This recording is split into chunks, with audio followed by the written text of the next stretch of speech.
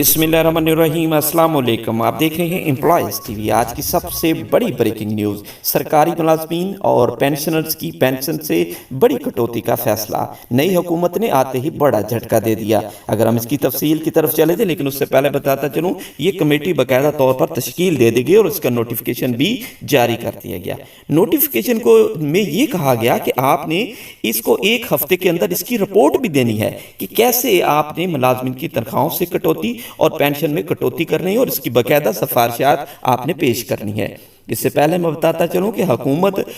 جو نگران حکومت کی، اس نے ایک بہت بڑی بریفنگ تیار کی، اور کیبنٹ ڈویژن نے اور وزارت خزانہ نے ایک بہت بڑی بریفنگ تیار کی، جس میں پینشن اصلاحات کے بارے میں بہت کچھ لکھا، جس میں انہوں نے کمیوٹیشن 35 سے 65%، 25 سے 75% کی گئی، پینشن میں 10% سے زائد اضافہ نہیں ہوگا، پینشن اصلاحات لائی گئی، 62 سال کی جو تجویز تھی یہ بھی سامنے تھی۔ اس کے علاوہ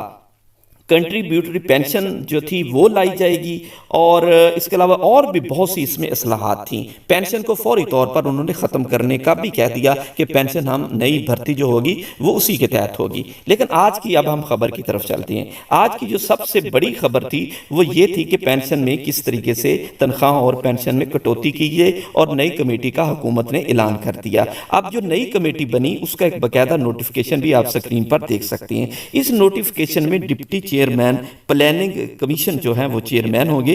اور اس کے علاوہ سیکٹری کیبنٹ ڈویژن ممبر ہوں گے۔ اس طرح اور بھی بہت سارے 6، 7، 8 ممبر ہیں، اور جو یہ کمیٹی قائم 11 مارچ 2024 کو۔ اس میں دیکھیں کہ لاسٹ میں انہوں نے کہا ودن اے ویک، ایک ہفتے کے اندر آپ اپنی اس میں رپورٹ دیں گے، سرکاری ملازمین کی تنخواہوں اور پینشن کے حوالے سے جو ہے اس کو اخراجات کو کیسے کم کیا جائے۔ اس کے حوالے سے بتاتا چلوں کہ آج کے خبرات میں بھی اس کی بڑی سرخی لگی، اور جس میں انہوں نے کہا کہ اسلام آباد سے نئی حکومت نے تنخواہوں اور پینشن سمیت سرکاری اخراجات میں کٹوتی کے لیے نئی کمیٹی کے قیام کا اعلان کر دیا۔ کمیٹی کے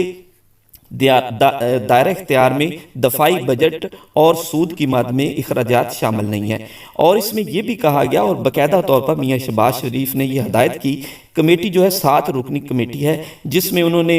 مکمل طور پر اس کی سفارشات دینی ہے کہ کس طریقے سے اخراجات میں کمی کی جائے، اور تنخواہوں کی جو سکیم ہے اس پر نظر ثانی، پینشن سکیم پر نظر ثانی کی جائے، اور جو اگلے ہفتے